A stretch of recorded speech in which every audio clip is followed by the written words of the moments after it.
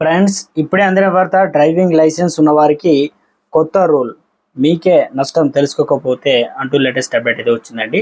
ఆ వివరాలు ఏంటనేది వీడియోలో చూద్దాం. కొత్తగా ఛానల్ వస్తే సబ్స్క్రైబ్ చేసుకోండి, అలాగే లైక్ చేయండి, కామెంట్ చేయండి.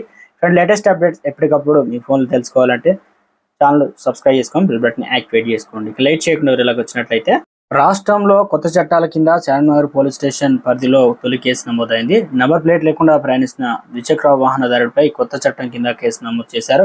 సెక్షన్ 281 బిఎన్ఎస్ అనగా ఏవి ఎంవి యాక్ట్ కింద పోలీసులు అయితే ఎఫ్ఐఆర్ నమోదు చేసి డిజిటల్ గా నమోదు చేశారనమాట. పోలీసులు తెలిపిన వివరాల ప్రకారం చార్మినార్ పోలీసులు వాహనాల తనిఖీ చేస్తుండగా ఇద్దరు వ్యక్తులు వెళ్తున్న నంబర్ ప్లేట్ లోని వాహనాన్ని గుర్తించారు.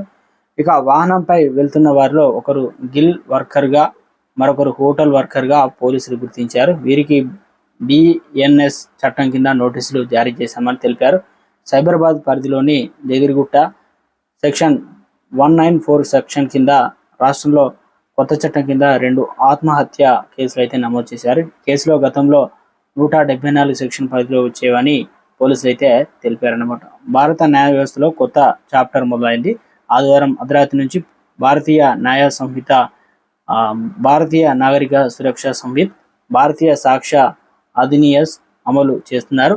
ఈ నేపథ్యంలో భారతీయ న్యాయ సంహిత కింద తెలంగాణలో తొలి కేసు కొత్త చట్టం ప్రకారం 281 భారతీయ న్యాయ సంహిత ఎంవి యాక్ట్ కింద ఎఫ్ఐఆర్ నమోదు చేశారు.